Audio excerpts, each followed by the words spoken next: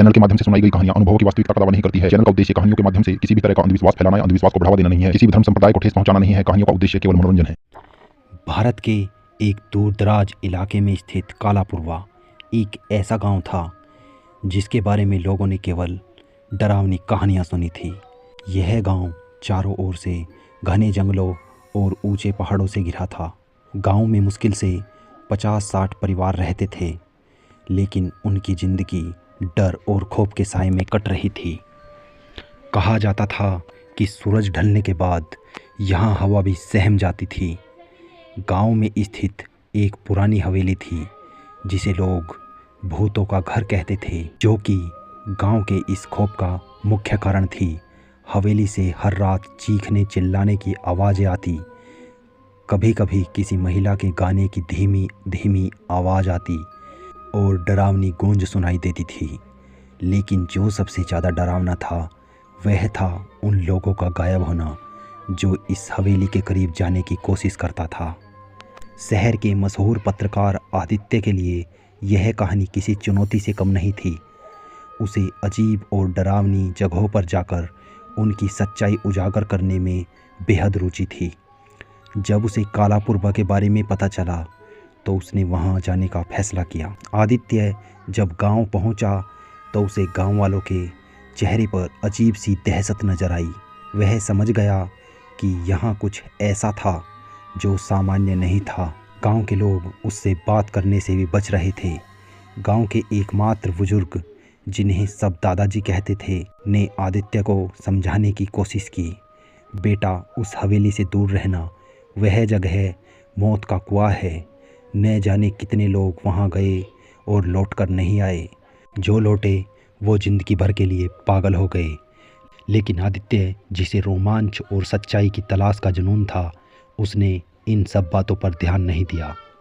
अगली रात आदित्य ने अपना सारा सामान लिया और कुछ खाने पीने का सामान लिया और चल पड़ा हवेली की ओर। रात करीब 11 बजे वह हवेली के अंदर घुसा। हवेली में घुसते ही उसे एक अजीब सा डर और ठंडक महसूस हुई। उसके अंदर जाते ही हवेली का दरवाज़ा खुद ब खुद चरमराते हुए बंद हो गया। अंदर चारों ओर धूल जमी हुई थी। छत से लटके हुए जाले और दीवारों पर बने खून के निशान हवेली की डरावनी कहानी कह रहे थे। आदित्य ने कैमरा चालू किया और रिकॉर्डिंग शुरू की। उसने देखा कि हवेली के फर्श पर अजीबोगरीब चिन्ह बने हुए थे। ये चिन्ह किसी तांत्रिक अनुष्ठान का प्रतीक लग रहे थे। अचानक उसे एक हल्की सी आवाज़ सुनाई दी, जैसे कोई फुसफुसा रहा हो।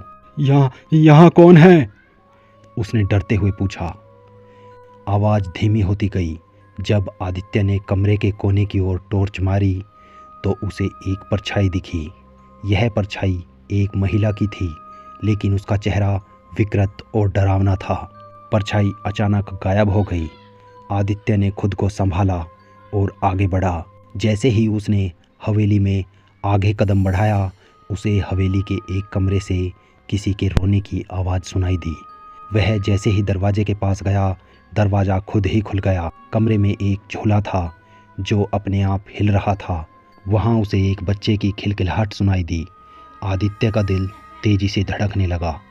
उसने वहाँ से भागने की कोशिश की, लेकिन हवेली का मुख्य दरवाज़ा बंद था। आदित्य वहाँ से भागा और उसने अपने आप को एक कमरे में बंद कर लिया और सुबह तक वह उसी कमरे में सिकुड़ा हुआ बैठा रहा। आदित्य किसी तरह बाहर निकला और सीधे गांव के बुजुर्ग दादाजी के पास पहुंचा। उसने अपनी पूरी कहानी सुनाई। तब उसे हवेली के पीछे की कहानी बताई। यह हवेली करीब 150 साल पुरानी है। यहाँ कभी ठाकुर वीरेंद्र सिंह नाम का एक जमींदार रहता था। वह बहुत लालची और क्रूर था। उसने अपनी पत्नी और बच्चों की काले जादू के लिए बलि दे दी थी। वह अमर होने की चाह में अंधा हो गया था। उसकी पत्नी रमा देवी ने मरने से पहले उसे श्राप दिया था। जब से इस हवेली में उनकी आत्माएं भटक रही है। दादाजी ने आगे बताया कि इस हवेली में जो भी रात बिताने गया वह या तो मारा गया या पागल हो गया। आदित्य ने गांव के कुछ युवाओं की मदद से हवेली की तह तक जाने का फैसला किया। वे दिन में हवेली गए और वहाँ के तहखाने को खंगालने लगे। तहखाने में उन्हें कुछ पुराने कंकाल, टूटी फूटी मूर्तियाँ और एक डायरी मिली। डायरी ठाकुर वीरेंद्र सिंह की थी, जिसमें लिखा था कि उसने अमर होने के लिए अपने पूरे परिवार की बलि दे दी थी। वह एक शक्तिशाली दानव को बुलाना चाहता था, लेकिन कुछ गलत हो गया। दानव ने उसकी आत्मा को कैद कर लिया और उसके साथ पूरे परिवार की आत्माएं भी उसी हवेली में फंस गई। आदित्य ने तय किया कि वह इन आत्माओं को मुक्ति दिलाएगा।